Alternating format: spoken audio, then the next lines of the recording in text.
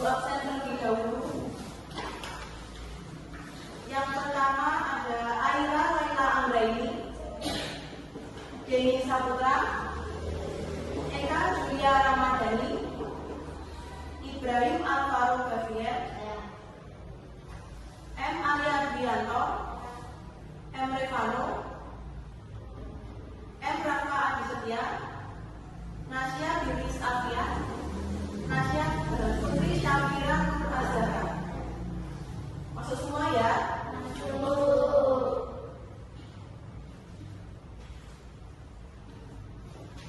Sebelum memulai kita pemanasan terlebih dahulu ya. Nanti kalau Bu Ivi bilang tepuk fokus, melihat, mendengar, mengingat, fokus. Bisa semuanya? Bisa. Kita mulai ya. Tepuk fokus, melihat, mendengar, mengingat, fokus. Sekali lagi. Tepuk fokus, melihat, mendengar, mengingat, fokus. Tepuk tangan dulu.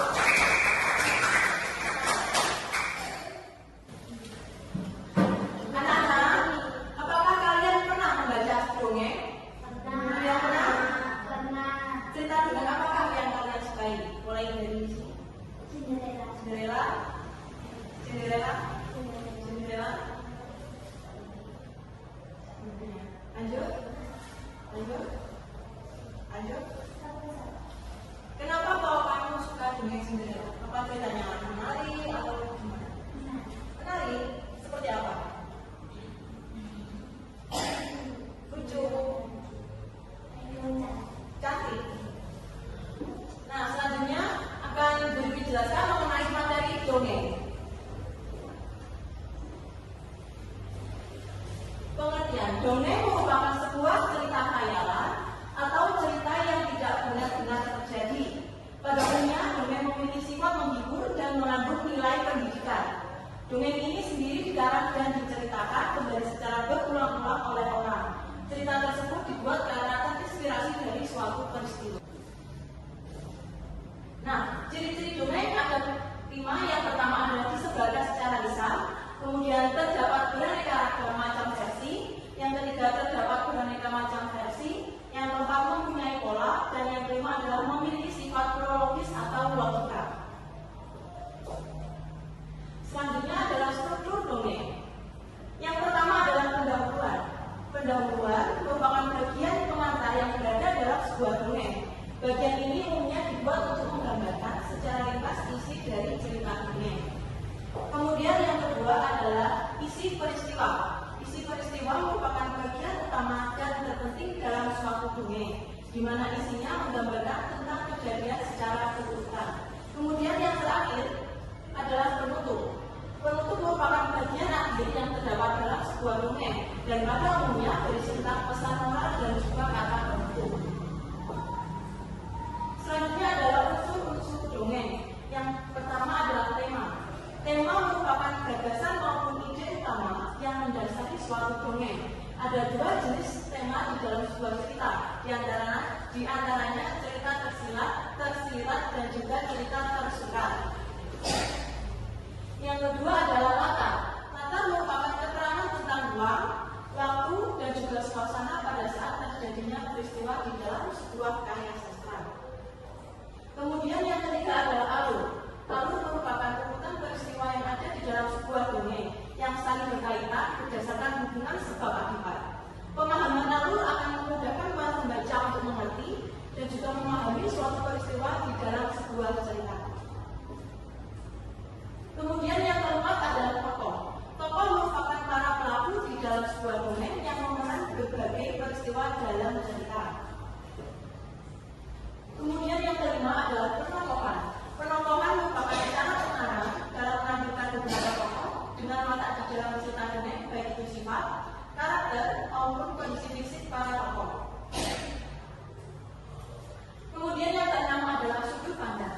Sudut pandang merupakan cara pengarang dalam menempatkan dirinya pada cerita dongeng maupun dari sudut mana pengarang memandang ceritanya.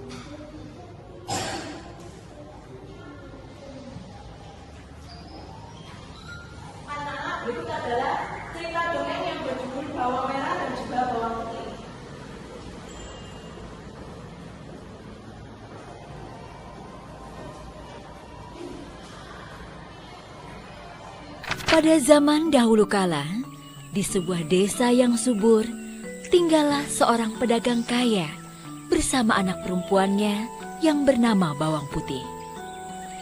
Istri pedagang ini sudah lama meninggal dunia. Si pedagang sangat sayang kepada Bawang Putih, sebab dia seorang gadis penurut dan baik hatinya.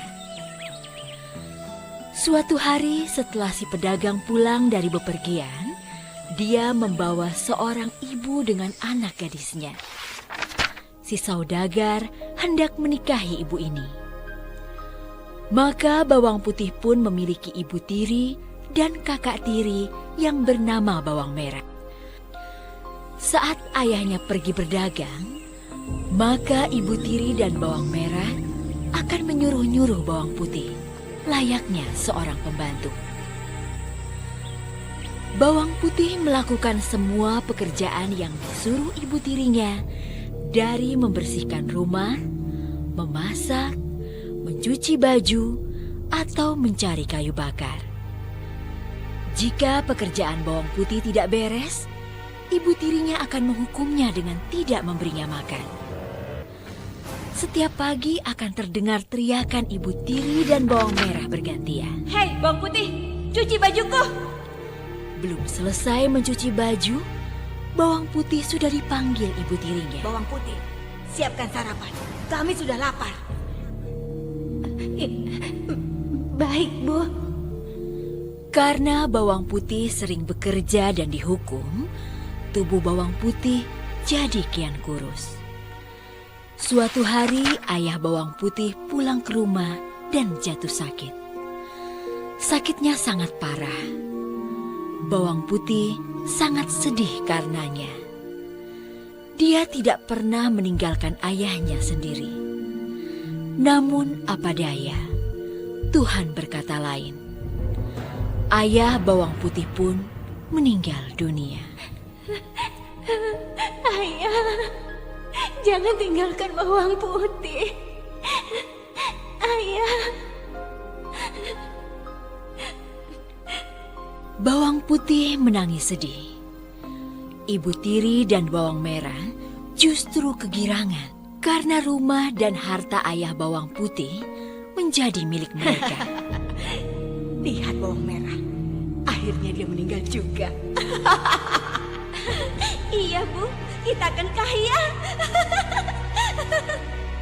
Kehidupan Bawang Putih menjadi semakin sengsara setelah ayahnya meninggal. Tidak ada lagi ayah yang menyayanginya dan menghiburnya. Ibu tiri dan Bawang Merah semakin menyiksanya. Bawang Putih mencoba terus bersabar, meski kadang-kadang dia sering menangis di malam hari. Ya Tuhan, tolonglah aku. Kenapa mereka selalu jahat kepadaku? Suatu hari, Bawang Putih pergi ke sungai hendak mencuci baju. Dia masih mengantuk dan lapar. Tubuhnya lemas. Saat mencuci, Bawang Putih tidak sadar jika selendang kesayangan ibu tirinya hanyut. Ketika Bawang Putih memasukkan cucian ke dalam keranjang, dia terkejut karena selendang ibu tirinya tidak ada. Hah? Selendang kesayangan ibu tidak ada. Jangan-jangan hanyut di sungai. Aduh, bagaimana ini? Aku tidak berani pulang. Ibu pasti akan memukulku habis-habisan. Akhirnya Bawang Putih pun pergi menyusuri sungai untuk mencari selendang ibu tirinya. Di tengah jalan, dia bertemu dengan seorang petani yang sedang memandikan sapinya.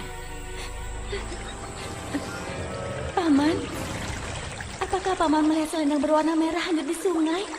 Petani itu mengangguk dan menjawab. Selendang merah? Oh iya, Paman melihatnya. Sepertinya selendang itu diambil nenek tua yang sedang mencuci pakaian tadi. Rumah nenek tua itu ada di atas gunung. Bawang Putih pun segera pergi menaiki gunung. Di sana, dia menemukan sebuah rumah kayu. Bawang Putih mengetuk pintu rumah itu. Permisi, Nek. apakah nenek menemukan selendang merah milik ibuku? Kemudian nenek tua keluar dari dalam rumah dan menyapa bawang putih. Ada cucu datang. Ayo masuk. Siapa namamu, Cuk? Aku bawang putih, Nek. Nenek tua itu akan memberikan selendang merah dengan satu syarat.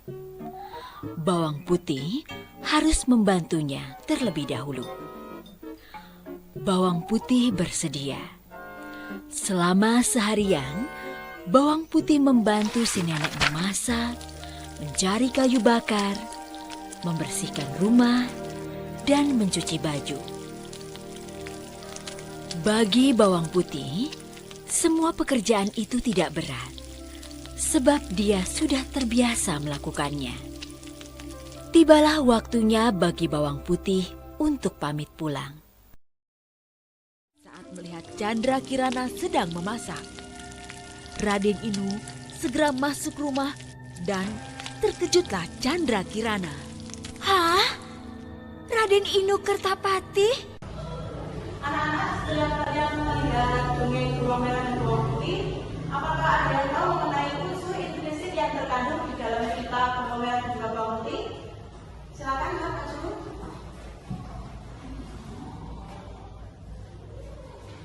Perkenalan dulu.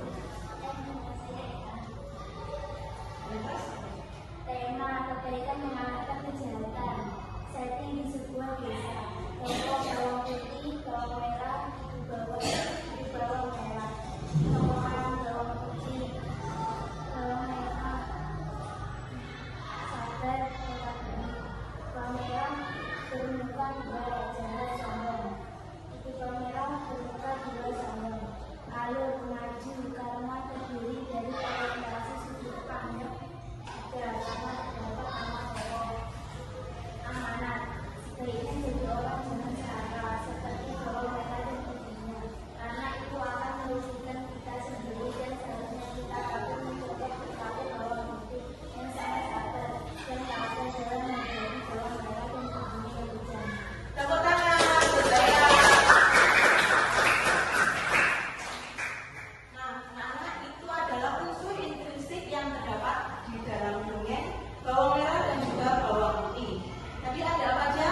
Yang pertama ada tokoh, yang kedua ada yang ketiga adalah akar, kemudian yang keempat ada penokoh, kemudian yang kelima sudut pandang, dan yang terakhir ada amanat.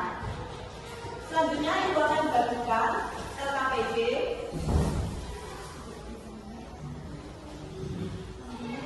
Di sini ada dongeng yaitu kisah putri yang ingat kepada kakak. Nanti anak-anak membaca kembali dongeng kisah putri yang ingat kepada kakak, kemudian menyusun kata-kata menjadi sebuah kalimat yang berisi pesan moral yang terdapat dalam dongeng.